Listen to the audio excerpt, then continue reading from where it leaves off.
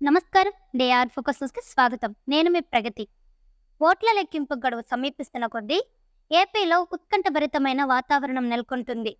June 4వ తేదీన ఎన్నికల ఫలితాలు రాబోతున్నాయి. ఎన్నికల్లో తమది గెలుపంటే తమదే గెలుపని అటు వైఎస్ఆర్ కాంగ్రెస్ పార్టీ, ఇటు తెలుగుదేశం కూటమి పార్టీలు ఆత్మవిశ్వాసాన్ని వ్యక్తం చేస్తున్నాయి. కొన్ని పార్టీలైతే మేకపోతు గాంభీర్యాన్ని ప్రదర్శిస్తూ, మరికొన్ని పార్టీలు చాలా నమ్మకంగా తమదే అధికారమని భావిస్తున్నాయి.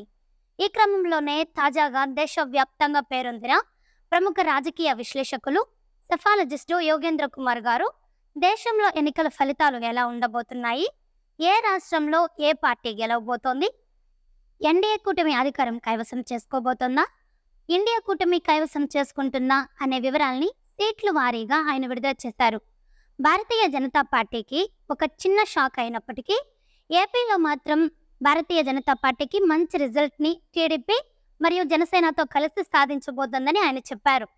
దేశవ్యాప్తంగా చూసుకున్నట్లయితే భారతీయ జనతా పార్టీకి సింగిల్గా 240 నుంచి 260 స్థానాలు కైవసం చేసుకుంటుందని, అలాగే ఎన్డీఏ కూటమిలోని పార్టీలైన టీడీపీ పార్టీ మరియు జనసేన పార్టీ, ఇతర రాష్ట్రాల్లో ఉన్న పార్టీలు ఒక 35 నుంచి 45 పార్లమెంట్ స్థానాలను గెలుచుకుంటాయని ఆయన ఇవ్వడం జరిగింది. సో ఓవరాల్గా ఒక మ్యాజిక్ ఫిగర్ ఎన్డీఏ మిత్రపక్షాలతో కలిసి బీజేపీ పార్టీ సాధించబోతోందని ఆయన సర్వే ద్వారా వెల్లడించారు.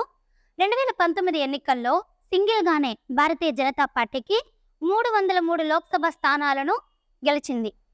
అలాగే 2014లో అయితే 282 లోక్సభ స్థానాలను భారతీయ జనతా పార్టీ సాధించింది.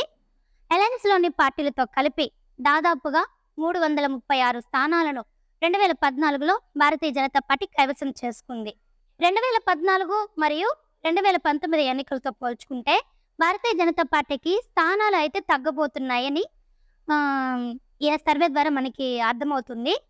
అధికారం అయితే కైవసం చేసుకుంటుంది, కానీ స్థానాలు మాత్రం తగ్గబోతున్నాయి.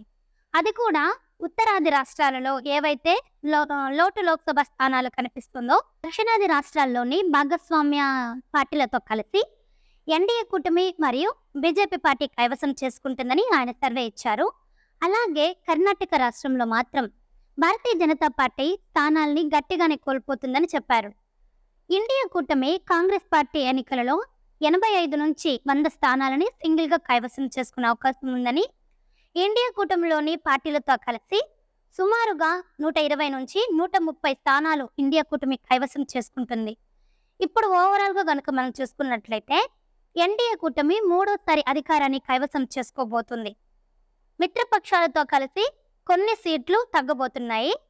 మన ఆంధ్రప్రదేశ్ రాష్ట్రం విషయానికి వస్తే 3 పార్లమెంట్ స్థానాలను భారతీయ జనతా పార్టీ కైవసం చేసుకుంటుంది.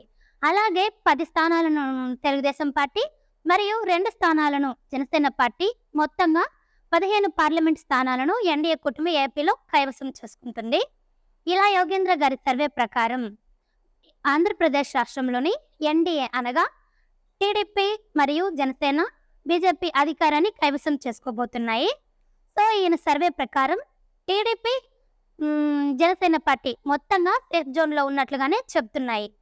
ఎందుకంటే ఎప్పుడైనా సరే పూర్తి మెజారిటీ ఎన్డీఏ కూటమికి కానీ, లేదంటే ఇండియా కూటమిలో కానీ భారతీయ జనతా పార్టీ కాంగ్రెస్కు వస్తే ఆ కూటమిలో ఉన్న రాష్ట్రాలు పార్టీలకు సంబంధించి రాష్ట్రంలో అధికారంలోకి వస్తే కేంద్రం నుంచి కొన్ని సాధించుకోవడం కత్తి మీద సాము లాంటి వ్యవహారమే అని చెప్పాలి.